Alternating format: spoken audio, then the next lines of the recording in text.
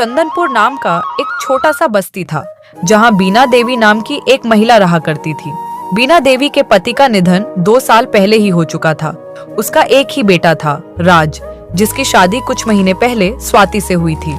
जिस दिन स्वाति ने घर में कदम रखा, उसी दिन से उसकी परीक्षा शुरू हो गई थी।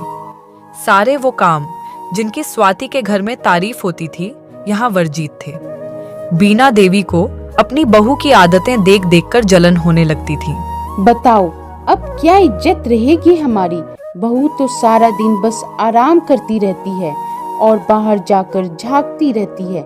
मेरी लड़की ऐसी होती तो गला घोट देती। अगर मेरे जमाने में ऐसा होता तो मैंने खुद सिखा दिया होता। ना जाने कौन लोग इसके गांव में रहते होंगे। ये गहने भी नहीं पहनती और बस सादा सा रहती है। जब देखो सड़ा सा मुंह लेकर खड़ी रहती है। क्या ये भी कोई अच्छे लक्षण है? ये कोई अच्छे संस्कार है भला? स्वाति पर गुस्सा होने के साथ साथ राज पर भी ताने पड़ते थे। तुझे भी ये सब अच्छा लगता है क्यों? तू भी अपने आप को मर्द कहता है। मर्द क्या ऐसा होता है जो अपनी पत्नी को काबू में न रख सके? दिन भर घर में बैठने से मर्दानगी खत्म हो गई है क्या? मर्द है वो मर्द कैसा जो औरत उसके कहने में नहीं रहे। मुंह में जवान नहीं है क्या? समझाता क्यों नहीं है? राज जवाब में कहता, अम्मा, जब कोई मेरे समझाने से माने तब तो मैं कुछ बोलूं। मानेगी क्यों नहीं? तुम मर्द है कि नहीं? मर्द को तो ऐसे देखना चाहिए कि पत्नी कांप उठे। तू भी बस उसकी बातें सुने जा रहा है। सोचती होगी बुढ़िया तो कुछ दिन में चली जाएगी, फिर मैं घर की मालकिन बन जाऊंगी। देखती नहीं हो अम्मा, कितनी पतली हो गई है। उसका शरीर अब नहीं रहा। उस कोठरी में पड़े पड़े उसकी दशा बिगड़ जाती है। बेटे के मुख से ऐसी बातें सुनकर बीना देवी आग बबूला हो जाती है और सारे दिन जलती रहती है। कभी अपने भाग्य को कोसती कि क्यों इस लड़की से बेटे का विवाह कराया। कभी अपने भाग्य को कोसती, कभी समय को। राज अपनी अम्मा के सामने तो ऐसी बातें करता, लेकिन स्वाति के पास जाते ही वो बदल जाता। वह वही बातें करता जो स्वाति को अच्छी लगती। बारिश के दिन थे और संध्या का समय था। बाहर हवा चल रही थी, लेकिन फिर भी कमरे में उमस वाली गर्मी थी और स्वाति अपने कमरे में बैठी थी। राज ने कहा, यहाँ तो बहुत गर्मी है, बाहर ठंडी हवा चल रही है। तुम बाहर क्यों नहीं बैठती हो? ये गर्मी उन तानों से तो बेहतर है जी, जो अभी सुनने पड़ेंगे। आज अगर अम्मा कुछ कहेगी तो मैं जवाब दे दूंगा। फिर तो इस घर में रहना मुश्किल हो जाएगा मेरा। हो जाने दो, हम दोनों अलग ही रहेंगे। मैं मर भी जाऊं तो भी अलग ना रहूं। माँ जो भी कहती है मेरे भले के लिए ही कहती है। उन्हें मुझसे कोई दुश्मनी थोड़ी ना है। बात सिर्फ यह है कि हमें उनकी बात अच्छी ना लगी है। घर शायद मेरे लायक ही नहीं थी। इस घर में आके तुम्हें बहुत कुछ सहना पड़ा। यह घर तुम्हारे योग्य नहीं था। पिछले जन्म में जरूर तुमने कोई पाप किए होंगे, तभी यह घर तुम्हारे भाग्य में आया। अजी ऐसा ना कहो। अगर यहाँ ना आती तो तुम्हारा प्रेम कैसे पाती। इसी तरह 7 साल गुजर गए। अब स्वाति एक बच्चे की माँ बन चुकी थी। बच्चे का नाम रोहित रखा गया। रोहित दिन भर अपनी दादी के पास रहता और दादी उसे कहानियां सुनाती। दादी भी पोते को बहुत प्यार दुलार करती। लेकिन एक दिन दादी का निधन हो गया और रोहित भी अब 4 साल का हो गया और दादी को न देखकर पूछता, पापा पापा दादी कब आएंगी? राज कैसे समझाता कि उसकी दादी अब इस दुनिया में नहीं रही। वो झूठ बोल देता, तुम्हारी दादी मामा के घर गई है बेटा, कुछ दिनों में लौट आएंगी। धीरे धीरे 2 महीने बीत गए। एक दिन रोहित ने अपनी माँ से जिद पकड़ ली, माँ दादी कब आएंगी? पापा कहते हैं दादी आ जाएंगी, पर वो क्यों नहीं आती? क्या पापा झूठ बोलते हैं? स्वाति को समझ नहीं आया कि वह इस मासूम को कैसे बताए कि उसकी दादी अब इस दुनिया में नहीं रही। स्वाति को लगा कि अब बाबू को किसी तरह समझाना पड़ेगा, नहीं तो यह दादी की याद में सूख कर कहीं कांटा ना हो जाए। फिर स्वाति ने कहा, पापा झूठ नहीं बोलते हैं बेटा, लेकिन सच ये है कि तुम्हारी दादी अब वापस नहीं आएगी। वह भगवान के घर चली गई है। रोहित ने चौंक कर पूछा। क्यों माँ? क्यों दादी क्यों नहीं लौटेंगी? क्या भगवान के घर से कोई वापस नहीं आता है? क्या भगवान घर बहुत दूर है क्या माँ? तभी राज भी आ गया। रोहित चुप रहा, लेकिन उसकी आंखों में सवाल थे। राज ने पूछा, क्या हुआ रोहित बेटा, आज तुम बहुत गुस्से में क्यों हो? रोहित गुस्से में बोला, पापा, आपने झूठ कहा था कि दादी आएंगी। माँ कह रही है कि दादी अब कभी नहीं आएंगी, वो भगवान के पास चली गई है। राज को समझ नहीं आया कि क्या कहे, लेकिन फिर उन्होंने कहा, हाँ बेटा, हमने आपसे झूठ कहा था कि दादी वापस आ जाएंगी। तुम्हारी माँ सही कहती, मुझे माफ कर देना बेटा। इतना कहकर राज रोने लगा।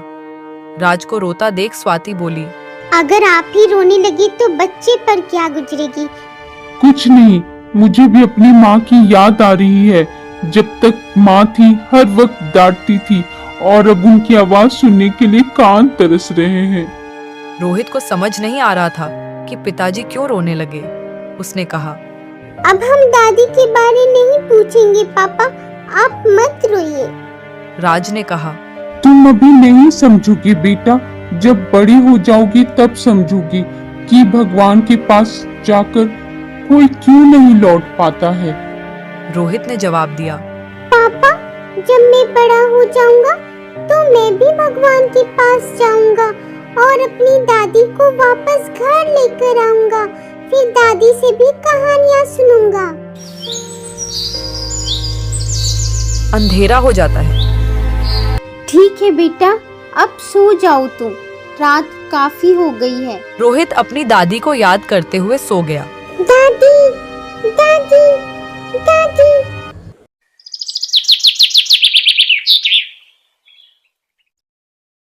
लेकिन सुबह जब उसकी आंखें नहीं खुली तो सब समझ गए कि उसने भी दादी के वियोग में अपने प्राण त्याग दिए।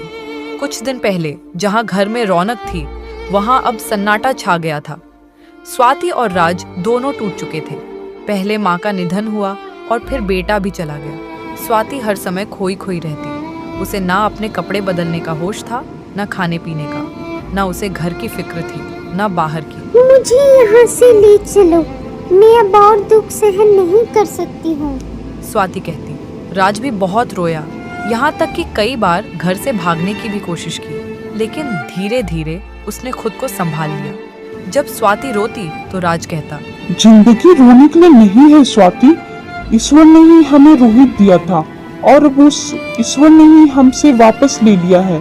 क्या उसके पीछे हम भी अपने जीवन का अंत कर दें? स्वाति हैरान होती कि राज के मुंह से ऐसे शब्द निकल सकते हैं। कुछ समय बीता और दशहरे का दिन आ गया। राज अपने दोस्तों के साथ उत्सव मनाने चला गया, जबकि स्वाति घर में अकेली रोती रहती। अगर आज मेरा रोहित होता तो मैं आज उसे नए कपड़े पहनाती, वह पूरे घर में दौड़ता भागता। लेकिन अब रोहित नहीं रहा तो अब काहे की दशहरे, काहे की त्योहार, अब तो कुछ भी नहीं बचा मेरे जीवन में। शाम को जब राज वापस आया तो उसने देखा कि स्वाति दिन भर वैसे ही रोती रही थी। क्या तुम दिन भर ऐसे ही रोती रहोगी?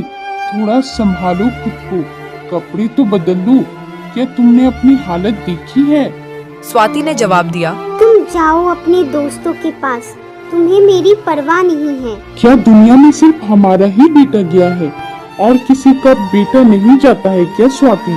तुम इस तरह से डूबी रहोगी शोक में तो कैसे होगा? राज ने गहरी सांस ली और कहा, हर किसी का अपना वक्त होता है, इस पर हमारा कोई बस नहीं है। अगर तुम अपने दिल पर काबू नहीं पा सकती तो मैं भी अब जीवन भर मातम नहीं मना सकता हूँ। आप अपने दोस्तों के साथ मस्ती करते हैं, मैं आपको रोकती नहीं, लेकिन जब मैं रोती हूँ तो आप मुझे रोने क्यों नहीं देते हैं? मेरा घर रोने के लिए नहीं है। ठीक है, मैं तुम्हारे घर में नहीं रोऊंगी। ठीक है, मैं घर छोड़कर जा रहा हूँ, फिर कभी वापस नहीं आऊँगा। तुम इसी कमरे में रोती रहना। इतना कहकर राज घर से चला जाता है। मेरे पति मेरे हाथ से फिसलते जा रहे हैं, उन पर वसी का भूत सवार हो गया है और कोई समझाने वाला भी तो नहीं है। वह अपने होश में भी नहीं है। मैं क्या करूं?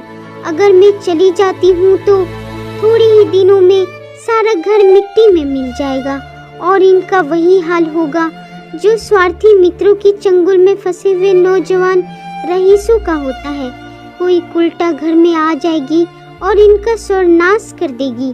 भगवान, मैं क्या करूं? अगर इन्हें कोई बीमारी हो जाती है तो क्या उस दशा में मैं इसे छोड़ के चली जाती? नहीं नहीं, कभी नहीं जाती। इन्हें बचाना मेरा धर्म है। हाँ, मुझे अब अपना शौक भूलना होगा। रोना तो है, रोना तो तकदीर में ही लिखा है, लेकिन हंस हंस कर अपने भाग्य से लड़ूंगी। जो चला गया उसके नाम के सिवा और कर ही क्या सकती हूँ, लेकिन जो है उसे जाने नहीं दूंगी। शाम को जब राज घर आया तो वो नशे में था। उसने बहुत ज्यादा शराब पी रखी थी और वो नींद से सो गया। सुबह हो जाती, लेकिन सुबह जब उसकी आंख खुली तो उसका नशा उतर चुका था। उसने देखा कि स्वाति उसके सामने खड़ी थी। राज उसे देखकर ऐसे खुश हुआ जैसे बरसों से दुखी था। आज तो तुमने बड़े अस्त्र शस्त्र सजा रखे हैं, मैं कहाँ भागूं? स्वाति ने अपने दिल की ओर इशारा करते हुए कहा, यहाँ बैठो, बहुत भागी फिरते हो। अब मैं तुम्हें बांध कर रखूंगी। बाहरी दुनिया का सुख तो तुम देख चुके, अब इस कोठरी का अंधेरा भी देख लो। राज ने शर्माते हुए कहा, ना ना स्वाति, इसे कोठरी ना कहो, या तो स्वर्ग है। तभी उसके कुछ मित्र उसे बुलाने ओ भाई, कहाँ हो राज तुम? जाने को तैयार हुआ तो स्वाति ने कहा, मुझे डर है कहीं तुम फिर चले ना जाओ। मेरा भरोसा करो, मैं कहीं नहीं जाऊंगा। जब राज बाहर आया तो उसके दोस्त सूरज ने कहा, अरे भाई, बहुत खुश नजर आ रहे हो। चलो फिर से इस खुशी में कुछ जश्न मना लेते हैं। राज ने हंसते हुए कहा, मैं तो तैयार हूँ, पर तुम्हारी भाभी नहीं जाने देगी। सूरज बोला, अच्छा, फिर से बीवी के चंगुल में? तुम तो कहते थे घर को बाग बाग बनाओ, तो वो क्या बाग हो जाता है? फिर क्या हुआ? राज बोला, भाई, घर बाग नहीं हो सकता, लेकिन स्वर्ग जरूर हो सकता है।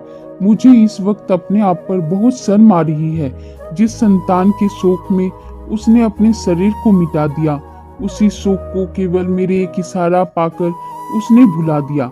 ऐसे भुला दिया मानो कभी शोक हुआ ही नहीं है। मैं जानता हूँ वह बड़ी बड़ी कष्ट सह सकती है। आज मैंने उसे आभूषण पहनकर मुस्कुराते हुए देखा तो मेरी आत्मा खुश हो गई। मुझे ऐसा मालूम हो रहा है कि वह स्वर्ग की देवी है और केवल मुझ जैसे दुर्बल प्राणी की रक्षा करने के लिए भेजी गई है। मैंने उसे कठोर शब्द कहे। वह अगर अपनी सारी संपत्ति बेचकर भी मिल सकते तो लौटा लेता। मुझे माफ करना दोस्त, मैं आज से कहीं नहीं जाऊंगा। इतना कहकर वह अपने दोस्तों को अलविदा कहकर स्वाति के पास लौट आया और दोनों ने अपनी अपनी जिम्मेदारी को निभाकर फिर से अपने रिश्ते को मजबूत बनाया।